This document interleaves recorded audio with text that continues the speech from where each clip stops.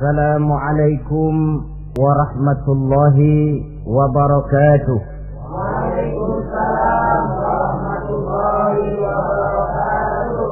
Bismillahi walhamdulillah, wassalatu wassalamu ala sayyidina rasulillah, sayyidina wa maulana Muhammad ibn Abdullah wa ala alihi wa sahbihi wa mawalah. Amma ba'du, subhanaka la ilma lana illa ma 'allamtana innaka antal alimul hakim. La haula wa la quwwata illa billahil aliyyil azim. Saudara-saudara kaum muslimin rahimakumullah, ada 3 perintah Allah yang berangkai dalam Al-Quran, yang menurut para ulama tidak diterima yang satu apabila yang lain tidak dikerjakan. Di antaranya ayat aqimus shalah wa atuz zakah. Yang kedua ati'ullaha wa ati'ur rasulah. Dan yang ketiga ayat anishkurli wali walidayka. Perintah ini merupakan perintah yang berangkai. Aqimus shalah wa atuz zakah. Dirikan salat dan bayar zakat. Artinya tidak diterima salatnya orang yang tidak membayar zakat, dan tidak diterima zakatnya orang yang tidak mendirikan salat. Perintah ini berangkai pada saat salat dikerjakan, zakat apabila sampai haul dan nisabnya harus dibayarkan. Begitu juga pada ayat ati'ullaha wa ati'ur rasul. Taatlah kamu kepada Allah dan taatlah kamu kepada Rasul. Tidak diterima taat kepada Allah kalau membelakangi Rasul, dan tidak diterima mentaati Rasul kalau tidak mentaati Allah. Keduanya berangkai dan tidak terpisahkan satu dengan lainnya. Taat kepada Allah artinya harus taat juga kepada Rasul. Mengamalkan Quran artinya juga harus dengan mengamalkan sunnah. Oleh karenanya sering diingatkan, usaha memisahkan umat Islam dari Islamnya selalu diawali dengan memisahkan umat Islam dari ulamanya. Dan ini bukan urusan baru. Sejak zaman dahulu, orang-orang yang anti kepada Islam selalu berusaha memisahkan umat Islam dengan Islamnya.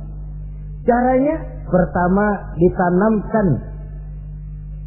dipisahkan umat dari ulama.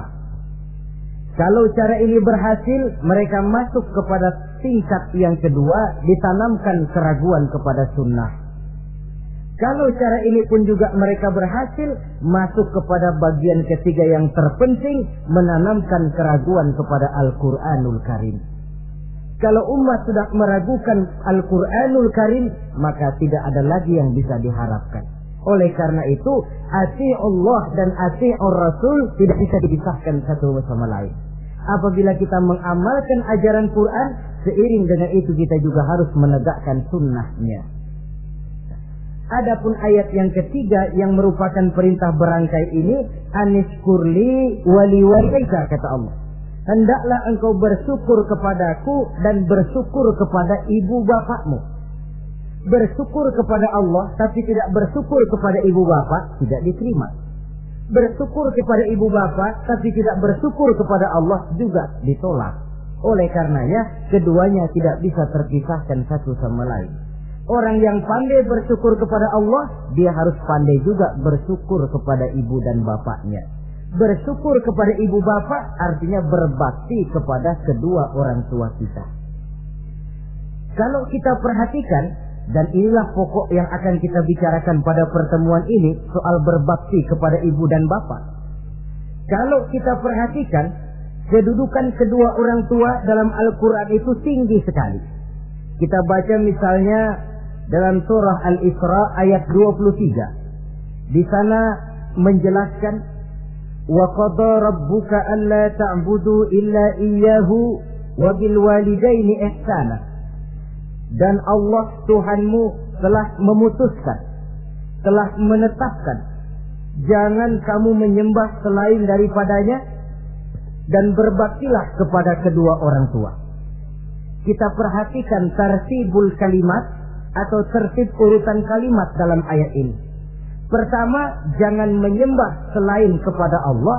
Yang kedua, berbakti kepada kedua orang tua. Allah, setelah itu kedua orang tua. Begitu tinggi kedudukannya sampai dirangkaikan dengan kewajiban menyembah hanya kepada Allah. Sesudah itu apa? Wabil walidaini ihsana, berbakti, berbuat baik kepada ibu dan bapak. Lalu dalam surah An-Nisa ayat 36 kita temukan wa'budullaha wa la tusyriku bihi syai'a wa bil walidaini ihsana. Sembahlah Allah, jangan engkau sekutukan ia dengan sesuatu pun, dan berbuat baiklah kepada kedua orang tuamu.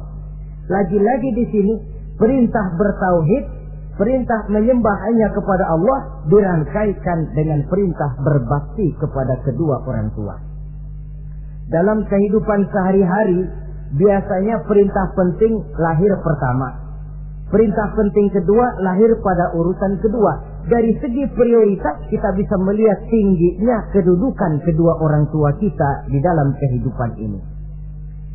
Lalu orang tua adalah bapak dan ibu. Keduanya mempunyai peranan yang sangat besar sejak lahirnya kita ke alam dunia ini sampai kita meningkat menjadi anak-anak, remaja, dewasa. Bapak misalnya kita lihat sibuk mencari nafkah. Ia pergi pagi, pulang sore, peras keringat, banting tulang, karena cita dan harapan agar anaknya kelak hidup lebih baik dari dia sekarang ini. Dan untuk itu dia rela peras keringat, banting tulang. Seolah-olah dia berkata, ayahmu biarlah kaki jadi kepala, kepala jadi kaki, asal kau kelak jadi orang. Yang kadang-kadang setelah kita sang anak ini jadi orang, sering lupa kacang akan kulitnya. Sehingga boleh jadi orang lalu berkata, kalau orang tua kaya, anak jadi raja. Kalau anak yang kaya, orang tua sering jadi budak. Orang tua kaya, anak jadi raja. Apa yang dia mau jadi kenyataan. Tapi kalau anak yang kaya, kadang-kadang orang tuanya yang jadi budaknya. Lalu di samping sibuk mencari nafkah, bapak juga memberikan perlindungan dalam kehidupan ini. Menjadi simbol wibawa yang pada satu saat kita akan merasakannya kalau dia sudah tidak ada. Begitu barangkali kecenderungan orang. Seperti kata Imam Al-Ghazali, kamu baru merasa pentingnya suatu nikmat kalau dia sudah hilang dari diri kamu. Kita baru terasa pentingnya sehat kalau lagi sakit. Baru tahu pentingnya gigi kalau lagi sakit gigi. Baru tahu pentingnya telinga kalau lagi budak. Tetapi pada saat normal, kita menganggap itu sesuatu yang biasa. Bukankah keberadaan seorang bapak dalam hidup ini, di samping dia pelindung, juga menjadi simbol wibawa dalam kehidupan di masyarakat? Orang sering berkata, gue bukan takut sama lo, gue segan sama orang tua lo. Masih ada yang disegani, masih ada yang dihormati. Pantas saja kalau kita ambil dari sejarah, ketika baginda Rasul ditinggal wafat oleh Khadijah, oleh pamannya Abu Thalib, gangguan kafir Quraisy makin meningkat. Kenapa? Kemarin-marin mereka mau menghadang Nabi, mau menghantam Nabi, masih mandang Khadijah binti Khuwailid, seorang bekas janda bangsawan. Mereka masih memandang Abu Thalib, orang tua yang disegani. Sekarang dua-duanya sudah tidak ada, apalagi yang mau disegani, hantam saja sudah Muhammad. Itu pun dirasakan oleh pribadi Nabi kita.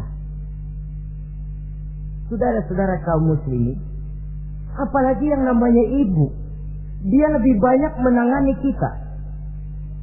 Pantas kalau Rasul satu saat ditanya orang, ya Rasul, siapa sih yang paling harus saya taati di dunia ini?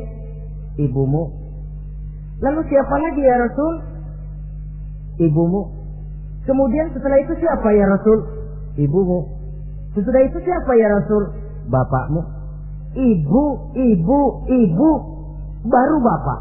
3 berbanding 1. Kenapa harus begitu? Kita lihat. Pertama, yang namanya ibu, sejak proses kehamilannya sudah istilah Quran hamalathu wahnan ala wahnin.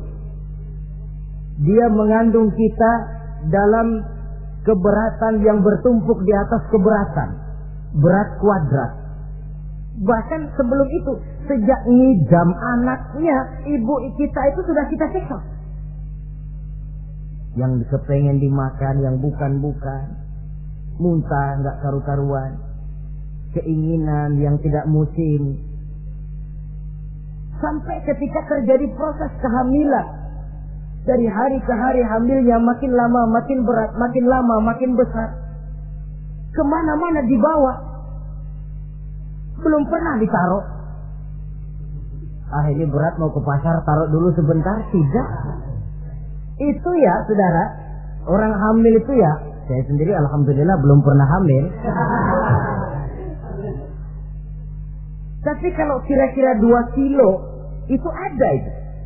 Umpama pengen ngerasain, cari kelapa yang beratnya kira-kira 2 kilo, gantung di perut kemana-mana bawa. Apa enak kayak begitu itu? Kehamilannya makin lama makin besar, makin lama makin besar. Tidurnya pun sudah serba sulit dan serba salah. Sampai dia kepada saat kelahirannya, saat melahirkannya, berhadapan dengan 2 pilihan. Kalau tidak hidup, mati. Dan seorang suami tidak pernah menghadapi saat-saat kritis macam gitu. Paling-paling waktu istrinya melahirkan, dia cuma nungguin di depan pintu. Bingung, gelisah, tapi masih sempat ngerokok. Si istri sudah pasrah berhadapan dengan kalau tidak hidup, mati. Saudara hadirin yang saya hormati, dalam pilihan itu dia lahirkan anaknya ke alam ini. Dan maha adil Allah.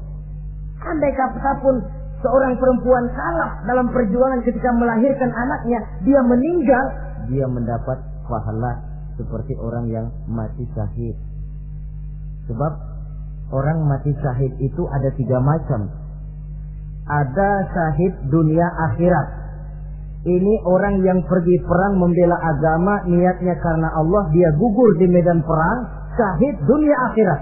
Tidak usah dimandikan, dikafankan, disolatkan, dikubur dengan pakaian yang dia pakai, yang berlumur darah itu. Yang kedua, ada orang mendapat syahid akhirat. Artinya, mendapat pahala seperti pahalanya orang yang mati syahid. Tetapi jenazahnya tetap wajib diurus seperti biasa. Dimandikan, dikafankan, disolatkan. Hanya pahalanya seperti pahala orang mati syahid. Siapa mereka? Al-Gharik.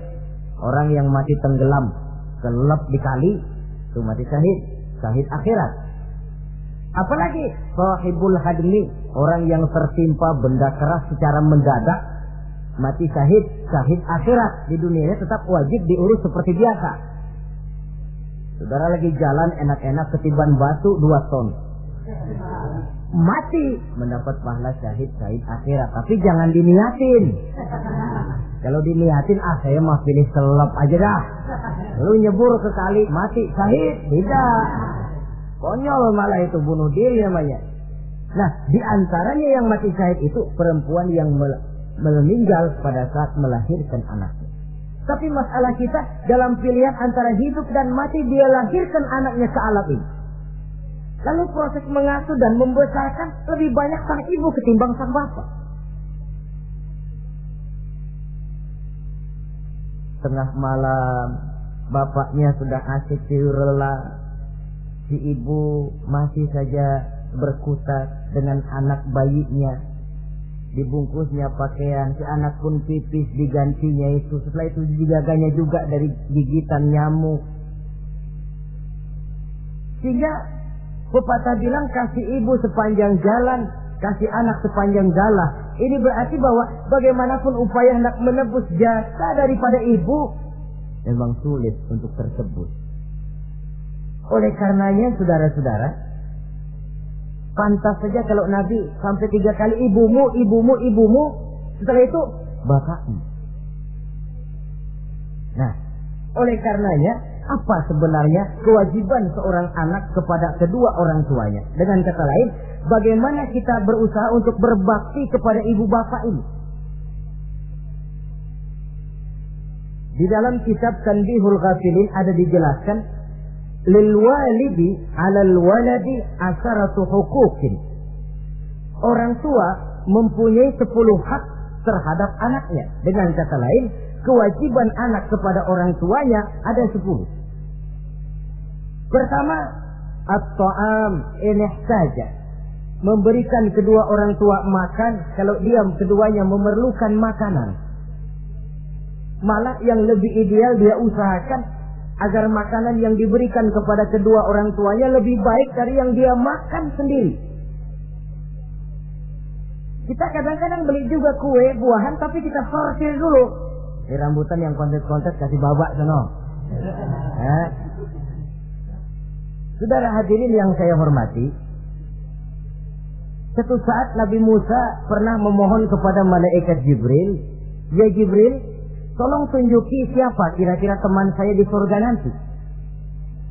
Lalu Jibril mohon kepada Allah, Allah memberitahu Jibril kasih tahu Musa, temannya di surga nanti tukang daging di pasar, jualannya di pojok parasnya begini-begini, semin. Nabi Musa ingin tahu apa keistimewaan tukang daging ini, kok akan jadi teman saya di surga nanti. Dia samperin, "Assalamualaikum." "Waalaikumsalam." Lalu kenalan. Setelah datang waktu pulang, Nabi Musa ikut ke rumah tukang daging ini. Diambil daging, sampai di rumahnya itu daging dia rebus, matang, dia hidangkan kepada ibunya yang sudah tua renta. Disuapinya ibunya. "Tiap hari kamu kerjakan ini?" "Tiap hari," kata si anak tadi. "Saya beri makan kedua orang tua ibu saya yang sudah tua renta itu." Si ibu setelah disuapin oleh anaknya berdoa, "Allahumma ja'al ibni jalisa Musa fil jannah." Ya Allah, jadikanlah anak saya ini teman Nabi Musa di surga nanti. Amalan si anak cuma nyuapi ibunya, tapi doa ibunya itu yang dijawab dan diterima oleh Allah. Si ibu berdoa, "Ya Allah, anak saya ini jadikan teman Nabi Musa di surga nanti." Allah kabulkan doa ibu yang tiap hari disuapi diberikan makan oleh anaknya. Jadi taruhlah kita sebagai anak ini, ibadah kita barangkali menyebabkan doa kita belum begitu diterima oleh Allah. Permohonan kita barangkali masih nyangkut di langit. Tapi jika kita bisa menyenangkan hati ibu bapak kita yang mendoakan kita, insya Allah makbul. Sebab orang tua itu doanya makbul, sumpahnya juga manjur. Kalau ibu sudah berkata, "Nak, air mata yang tertumpah terurai untuk mengasuh dan membesarkanmu, nak. Air susu ibu yang kau minum sampai kau tumbuh menjadi dewasa semacam ini, seluruh cucuran keringat dan jerih payah ibu rela, nak. Mudah-mudahan kau jadi orang berguna. Insya Allah hidup ada berkahnya." Tapi kalau hati orang tua sudah masgul, apalagi sampai keluar sumpahnya, banyak legenda-legenda, entah itu yang namanya si Malin Kundang, anak durhako, entah itu riwayat-riwayat lain yang menjelaskan bahwa tidak ada keberkahan yang bisa tegak tanpa doa dari ibu dan bapak. Saudara-saudara kaum muslimin yang saya hormati, memberikan makan kepada kedua orang tua. Sekarang kalau kedua orang tua mampu bagaimana? Tidak jadi soal. Tidak jadi soal orang tua mampu atau tidak kita mengirimkan makanan. Apalagi kalau orang tua kita sudah lanjut usianya, ialah kalau umur 40-50 tahun masih bisa makan sendiri. Tapi pada saat saudara yang berbahagia dikaruniai orang tua berumur panjang, 70, 80, 90 tahun, sesuai dengan janji Allah, "Wa man nu'ammirhu nunakkishu fil khalqi." Siapa yang kami panjangkan umurnya, kami kurangi bentuk kejadiannya. Artinya berkurang nikmat Allah itu. Panjang umur, nikmat berkurang. Artinya mata sudah lamur, pikiran sudah rada pikun. Nunakkishu fil khalqi. Berkurang kejadian asalnya itu. Kesempurnaannya sudah tidak ada lagi. Mengurus orang tua macam begitu memang kalau nurutin pegelnya ya makan nasi. Kadang-kadang karena pikun pagi-pagi pengen kita beli es puket. Makan. Lagi zaman susah tukang bubur kepengen makan bubur. Tapi di situ ujian. Begitulah dahulu orang tua kita melayani kita dikala kita belum masih merah, belum bisa berbuat apa-apa, belum punya pilihan, tapi mereka sabar, mereka ikhlas. Tidak sabarkah kita? Tidak ikhlaskah kita di hari tua mereka? Kita mengasuh dan melayani mereka. Kadang-kadang karena rewel, anak ketelepasan omong, udah tua, rewel aja. Hancur hatinya. Dalam keadaan tidak berdaya, mendapat kata yang tidak enak lagi dari anak-anaknya.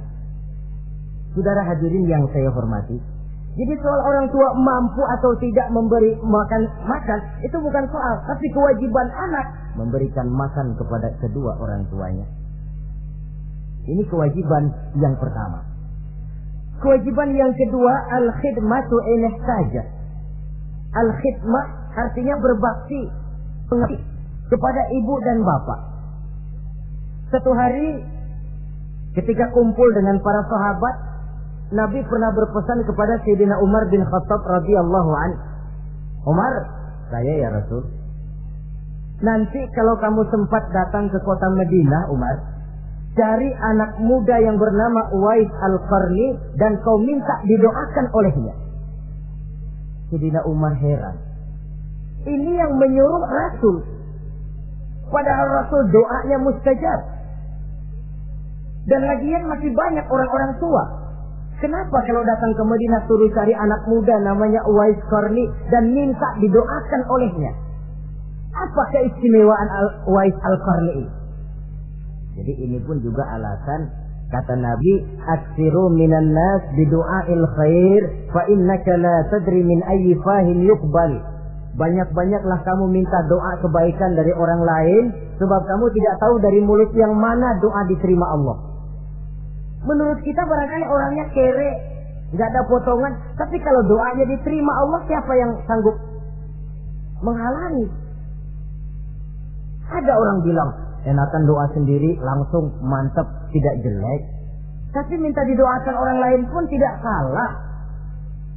Saudara-saudara yang saya hormati, kadang-kadang tukang minta-minta pengemis datang ke rumah.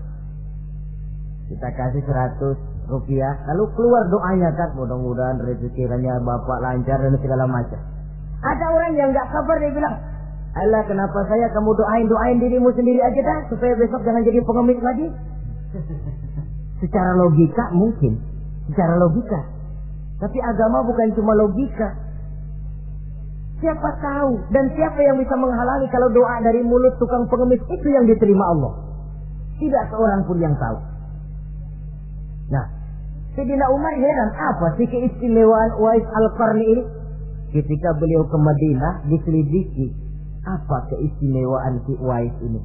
Masih muda, tapi saya oleh Nabi disuruh temuin dan minta didoakan olehnya.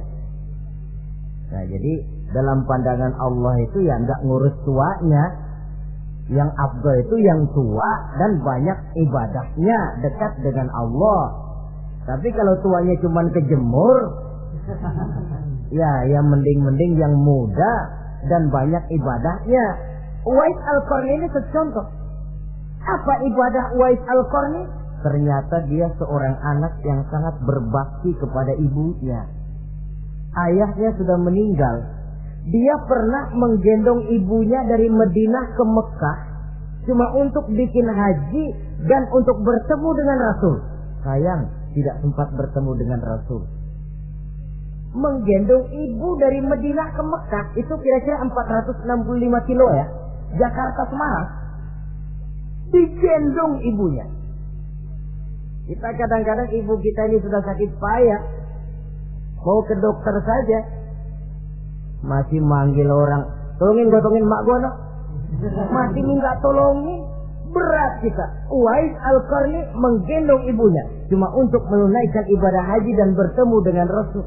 Rupanya karomahnya itu muncul karena dia merupakan anak yang sangat bakti kepada ibunya. Jadi Allah memberikan karomah itu ya, ada yang karena orang rajin tahajud, ada yang karena tangannya pemurah, dermawan, ada yang karena sangat berbakti kepada kedua orang tuanya, ada yang karena rajin baca Quran, ada yang karena rajin melaksanakan puasa sunnah. Timbul karomahnya, keistimewaan yang diberikan Allah kepadanya. Jadi bakti kepada ibu dan bapak mendatangkan karomah, keistimewaan yang diberikan Allah kepada kita. Kayak Uwais Al-Qarni ini, kalau dilihat dari segi ibadah, dia masih muda, tentu lebih banyak ibadahnya macam Umar bin Khattab. Tapi karena baktinya kepada ibunya, sampai Nabi pesan Sayyidina Umar, kalau kau sempat ke Madinah, cari anak muda bernama Uwais Al-Qarni, minta didoakan olehnya. Artinya doanya dikabul oleh Allah Subhanahu wa ta'ala. Saudara-saudara kaum muslimin yang berbahagia, kewajiban yang ketiga, al-ijabatu in da'a, menjawab, memenuhi panggilan orang tua apabila keduanya memanggilmu. Menjawab panggilan kedua orang tua. Dan cara menjawab ini pun Al-Quran memberikan tuntunan etiknya. Wala taqul lahuma uffin. Jangan kepada kedua orang tuamu ngomong uff. Uff, hus, oi. Itu dianggap kurang etis. Saudara hadirin yang saya muliakan, menjawab panggilan orang tua merupakan kewajiban anak dan merupakan hak dari orang tuanya. Dia berhak untuk dijawab panggilannya dan anak berkewajiban untuk menjawab panggilan orang tuanya. Mari kita ikuti satu riwayat bahwa ada seorang anak muda yang soleh, tekun melaksanakan ibadah, namanya Jurayj. Satu hari Jurayj ini sedang sholat sunnah. Ketika dia sedang sholat itu, ibunya manggil, Jurayj, kan? Jurayj, sini sebentar. Ibunya rupanya tidak tahu kalau Jurayj sedang sholat. Mendengar panggilan ibunya, Jurayj bimbang dalam hati. Allahumma ummi am sholati. Ya Allah, sembahyang saya terusin atau panggilan ibu yang saya jawab? Saya sholat sunnah, tapi menjawab panggilan ibu wajib. Mana ini? Bimbang. Dia, ibunya manggil lagi, Jurayj ta'ali, Jurayj sini. Makin bimbang. Allahumma ummi am sholati. Ya Allah, yang mana? Sholat terus atau menjawab panggilan ibu? Rupanya dia pilih sholat terus, saudara-saudara. Dia tidak jawab panggilan ibunya. Karena panggilannya tidak dijawab ini, mangkel rupanya hati sang ibu. Ya Allah, Jurayj ini, saya lahirkan dia antara pilihan hidup dan mati. Saya asuh dan saya besarkan dia. Cuma saya panggil tidak mau menjawab, sakit hati saya. Keluar katanya, ya Allah, jangan mati Jurayj sebelum dia bertemu orang jahat. Nah, berlalulah riwayat ini. Hari berganti hari, bertukar minggu pergi, datanglah bulan. Kesolehan anak muda yang bernama Jurayj ini terkenal ke seluruh kampung. Dan biasa, kalau ada orang yang soleh, apalagi dia masih muda, yang usil banyak. Dan yang usil ini selalu berusaha mencari jalan bagaimana menghancurkan Jurayj ini. Saudara hadirin yang saya hormati, akhirnya mereka begini aja. Jurayj kan masih muda, kita goda pakai harta. Ah, tidak mungkin. Jurayj itu bukan orang yang mata duitan, dia tidak akan luluh oleh harta. Kita tawarkan kedudukan, juga tidak bisa. Ah, begini saja. Dia kan masih muda tuh. Iya. Umpanin perempuan aja dah. Kirim cewek yang agak kece.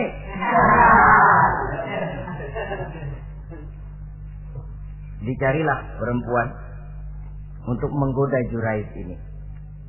Sampai satu malam Jurayj sedang ibadah di mihrab dalam masjid. Masuk perempuan ini dengan langkah gemulai, dengan suara merdu mendayu-dayu, mencoba merayu, membujuk, mempedaya, mempesona Jurayj. Tapi nggak kena.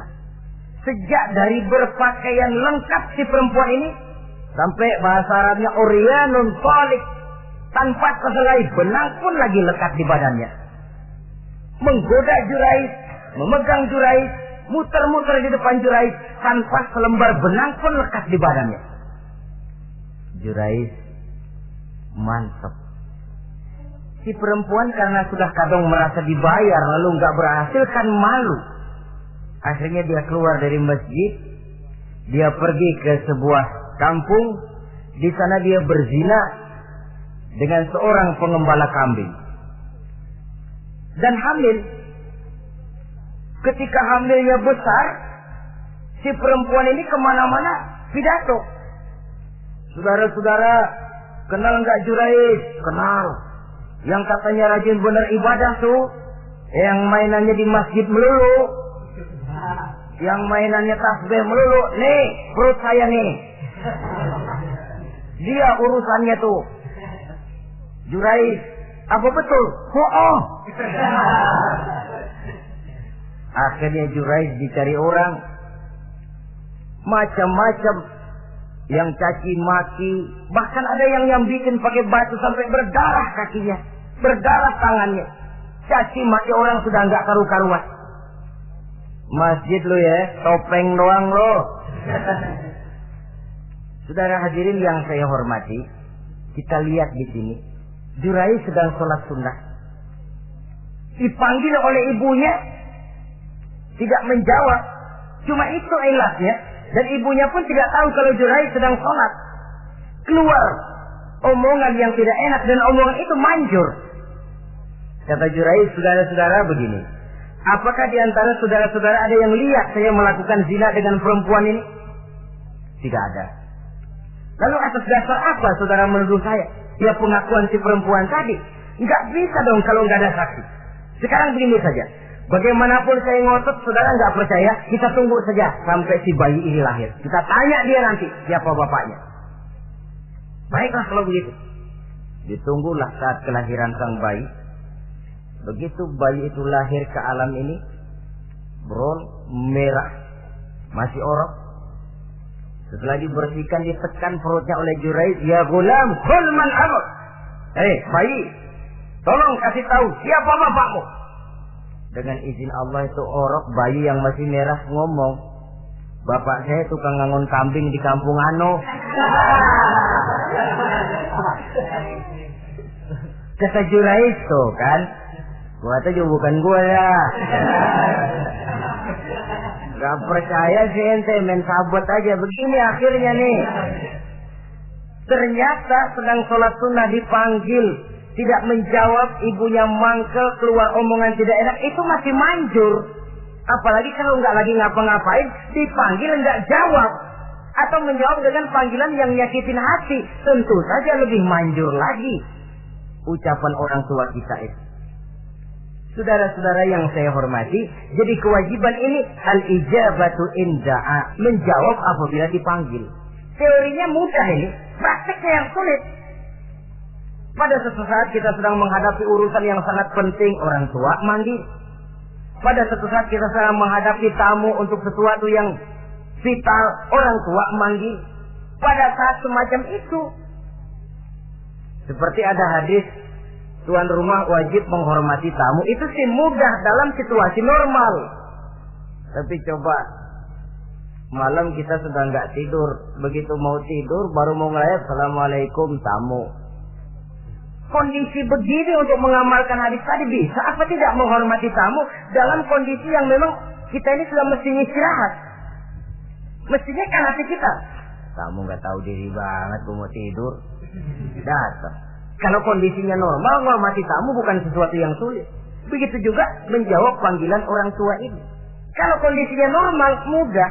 Tapi dalam kondisi di mana kita berhadapan dengan pilihan ini atau ini, di situ akan kelihatan bakti anak kepada kedua orang tuanya. Yang keempat, kewajiban anak al-ita'atu in amara ghairi maksiyatin.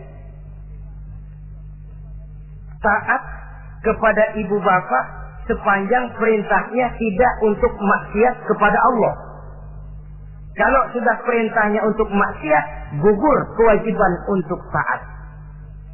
Umpamanya ada orang tua ngajak anaknya, "Nak, Ong, warung pojok yuk." "Ngapain, Mbak?" "Kita seler." Umpama anak tidak wajib taat. Atau ada orang tua musyawarah sama anaknya, "Nah, gimana kalau kita pindah agama saja?" Tidak wajib taat. Sepanjang perintah itu tidak untuk melakukan maksiat kepada Allah, anak wajib taat. Dan jangan lupa, kewajiban taat kepada kedua orang tua di bawah kewajiban taat kepada Allah dan Rasulnya. Allah dan Rasulnya, setelah itu ibu bapak. Apabila perintah tidak untuk melakukan maksiat, maka anak wajib untuk melakukan taat kepada kedua orang tuanya. Ini kewajiban yang keempat. Apatah lagi kalau cuma sekedar diperintah ngaji, diperintah sekolah, diperintah melakukan membantu pekerjaan yang ada di rumah. Itu sudah perintah yang di samping bermanfaat buat keluarga, juga menyangkut hari depan kita sendiri sebagai anak. Kadang-kadang memang kita mengukur dari sudut kepentingan kita tanpa melihat jauh ke depan. Misalnya, ada anak pulang sekolah langsung ambil layangan sama benang berangkat ke lapangan. Orang tua karena melihat jauh ke depan, anak ini lelahnya belum hilang. Dipanggil, "Nak, pulang nak, jangan main layangan. Sini dulu kau istirahat, makan, sholat, tidur siang nak. Nanti bangun tidur barulah main." Si anak mungkin hatinya ngedumil, "Bapak, orang main layangan aja dilarang." Ini kesan yang timbul. Orang main layangan saja kok dilarang.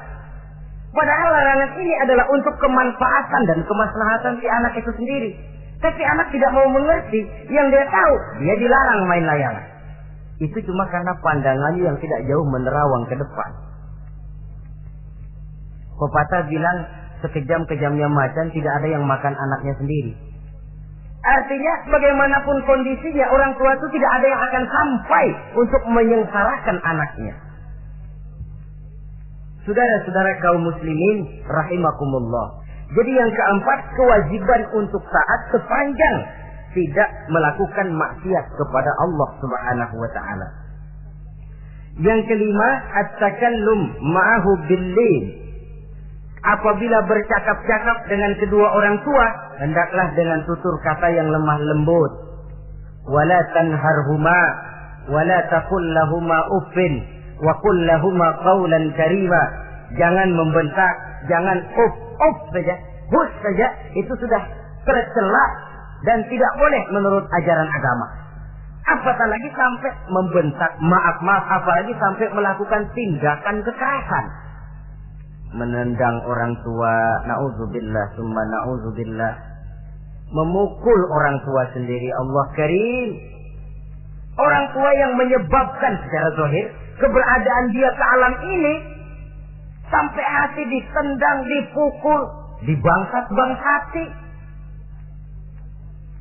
Tidak ada kedurhakaan yang lebih berat selain daripada kedurhakaan kepada kedua orang tua sesudah orang menyekutukan Allah. Sehingga pantas kalau Nabi memberikan vonis, ridullah fi ridul walidain wa suhtullah fi suhtil walidain. Keredoan Allah di dalam keredoan ibu bapak, dan murka Allah pun berada dalam kemurkaan ibu bapak. Ibu bapak ridho, Allah insya Allah ridho. Ibu bapak murka, Allah murka. Jadi kebahagiaan apa yang bisa kita tegakkan dalam hidup tanpa restu dan doa kedua orang tua kita? Si anak mungkin karena pendidikannya lebih tinggi, pengalamannya lebih luas, pergi ke mancanegara, bisa segala macam bahasa, dididik secara canggih. Tapi apakah itu lalu berarti dia harus memalingkan diri dari kedua orang tuanya? Sama sekali tidak. Disinilah unsur yang namanya keberkahan. Maka sering dijelaskan orang tua adalah keramat hidup. Kita sering ziarah. Ya kadang-kadang kalau yang diziarahi kiai ya lumayan. Kadang-kadang yang diziarahi dukun yang sembahyang aja enggak. Cari mbah ano, cari ambah ano, cari keramat ano, cari keramat ini, cari keramat itu. Dan jangan lupa di beberapa daerah yang namanya kiai itu ya, yang disebut kiai, bukan cuma orang yang ngerti agama. Ya kalau saudara ke keraton Jogja mana segala gerobak namanya kiai. Iya toh, kereta kencana itu degung namanya kiai. Lalu jangan lupa itu misi Zending pertama namanya juga Kiai Sadrak itu. Kiai, tapi misi Zending. Kalau di sana itu kiai itu panggilan untuk yang dipertua. Kita ziarah cari keramat Mbah Buyut, Mbah Sapu Jagat, Mbah Brojo, macam-macam Mbah. Tapi kita lupa di rumah kita ada keramat hidup. Siapa itu? Ibu bapak kita. Sebelum jauh-jauhlah berziarah ke tempat-tempat yang lain, di rumahku ada keramat yang hidup. Ibu dan bapak kita sendiri. Keramat hidup. Dengan doanya, hidup jadi berkah. Tapi kalau kita sakiti hatinya, hidup ini lalu jadi sempit, jalan bagai tertutup. Maka berbahagialah seorang anak apabila dia sudah sanggup melakukan satu bakti yang bisa menyenangkan hati kedua orang tuanya. Bercakap-cakap, berbicara dengan lemah lembut.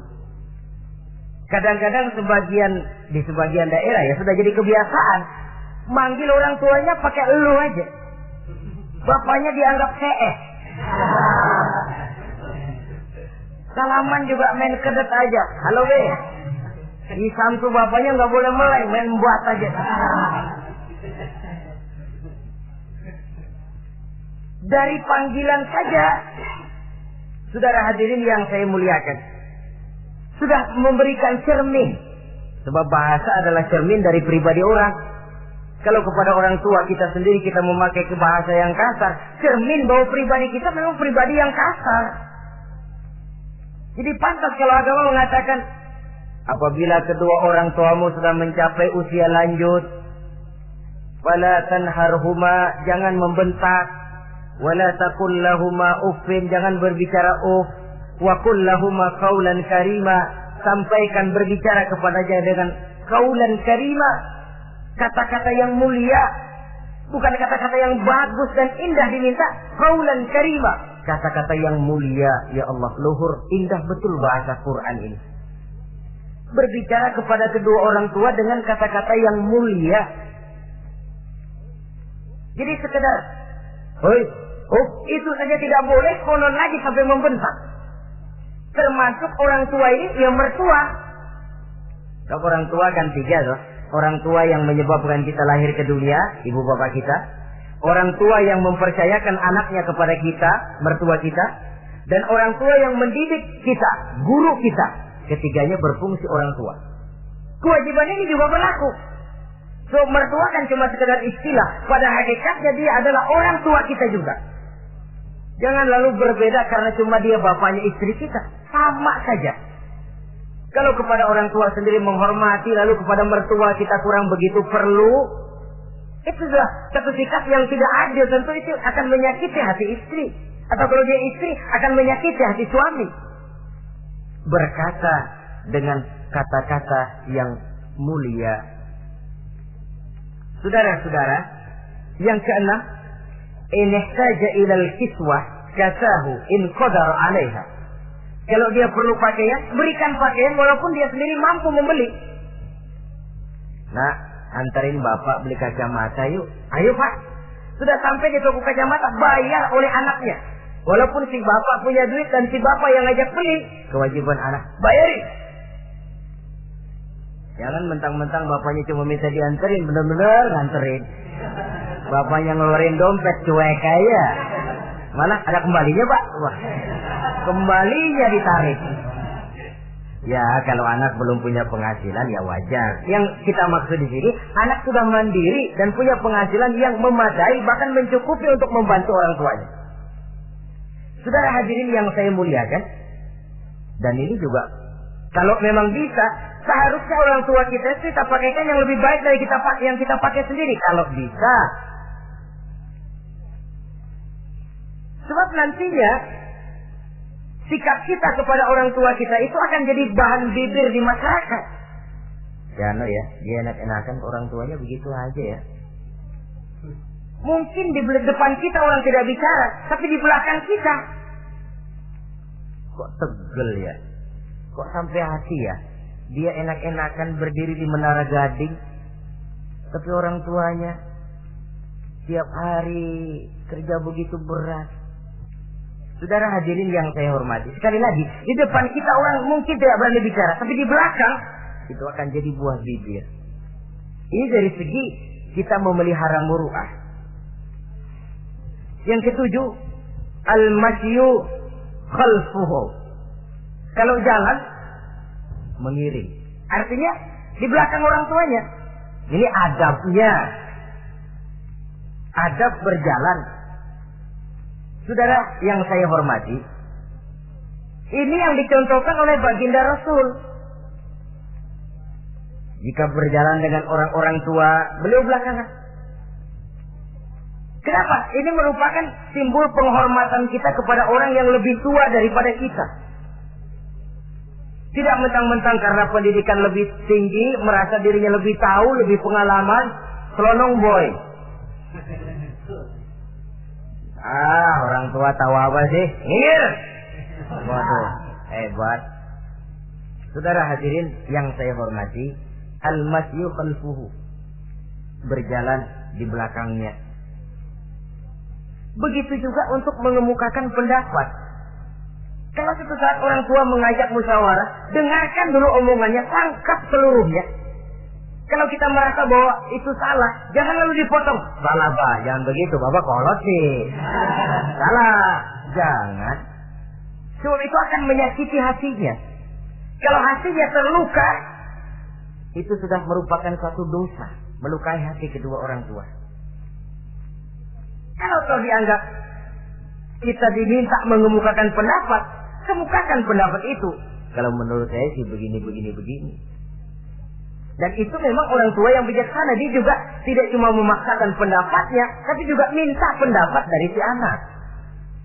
Ada timbal balik, sistemnya komunikasi keseimbangan. Inilah makna ucapan Nabi, bukan termasuk golonganku, kata Nabi. Orang tua yang tidak sayang kepada anak muda dan orang muda yang tidak menghormati orang tua, bukan golonganku. Jadi seimbang tuh. Yang tua sayang yang muda hormat yang tua. Tapi yang tua jangan minta dihormati. Ini kewajiban orang muda, hormati. Kewajiban yang tua apa? Sayangi yang muda.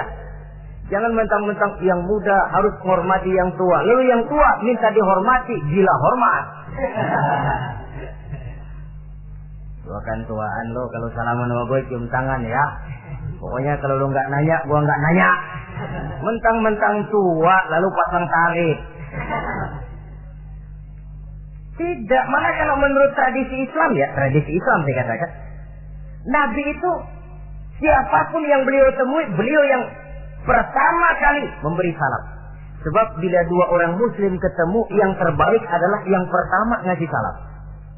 Si A, si B ketemu, siapa yang paling baik di antara keduanya? Yang duluan ngucap salam. Jadi berebut ngucap salam. Kita zaman sekarang kadang-kadang kita sudah assalamualaikum, yang nyautin kayak sirawan.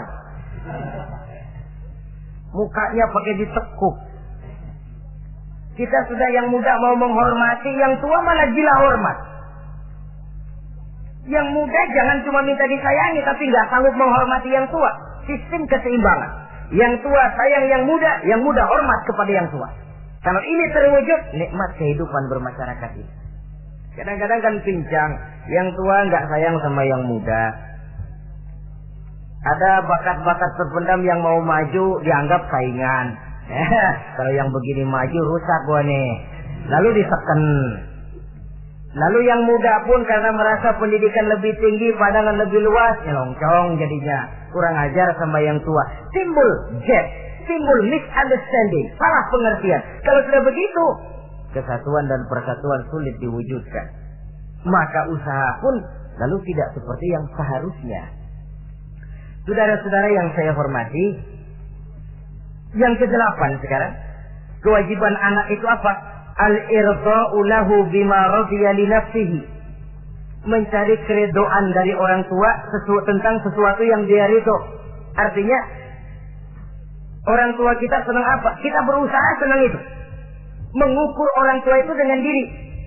Ukurannya diri. Yang orang tua kita senang, kita berupaya senang. Orang tua kita senang ngaji, berusaha kita untuk senang hadir di majelis taklim. Orang tua kita senang baca Quran, kita juga berupaya senang baca Quran. Sebab yang paling membesarkan hati orang tua sesungguhnya tidak lain kalau dia melihat anaknya ini sesuai dengan yang dia harapkan. Oh, kalau sudah begitu orang tua itu cucuran keringatnya, peras keringat banting tulangnya, jibakunya, rasanya hilang capeknya.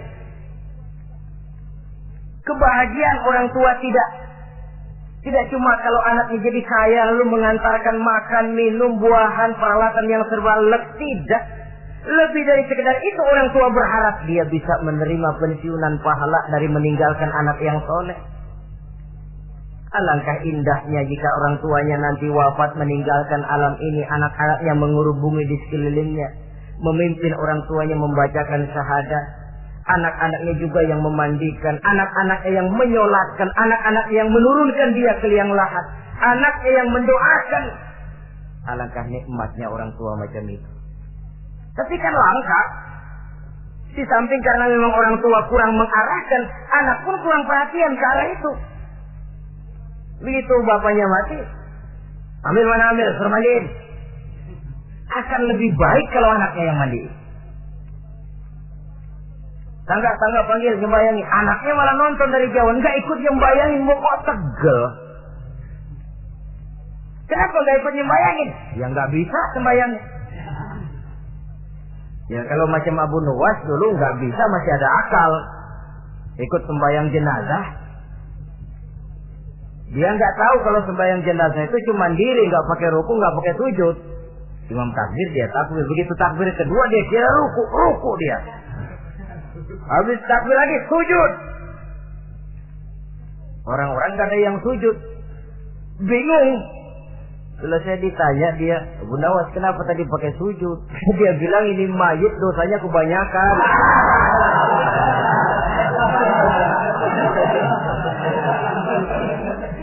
Jadi kalau nggak pakai sujud dosanya nggak diterima katanya. Dosanya nggak diampuni kalau nggak pakai sujud. Makanya saya pakai sujud. Itu sih akal-akalan. Jawaban orang kepepet namanya. Saudara hadirin yang saya hormati, baiklah ya. Yang ke-9, al-ikrahu lahu bima yakrahu li nafsihi. Membenci apa yang dibenci oleh orang tuanya. Orang tua kita nggak senang judi, jangan dekati judi. Orang tua kita nggak suka minuman keras, jangan cekek botol. Orang tua kita nggak senang kalau kita pulang sampai pagi misalnya, jangan pulang pagi. Orang tua kita nggak senang kita hanyut dalam arus pergaulan bebas, batasi pergaulan untuk menjaga hatinya. Salah kita senang, tapi di depan orang tua kan harus berusaha menjaga hati kedua orang tua kita. Ini tidak berarti bahwa di depan orang tua baik lalu di belakang orang tua merdeka. Kalau di depan orang tua mah kalem, begitu orang tua hilang merdeka. Lalu berbuat semau-maunya, tentu tidak.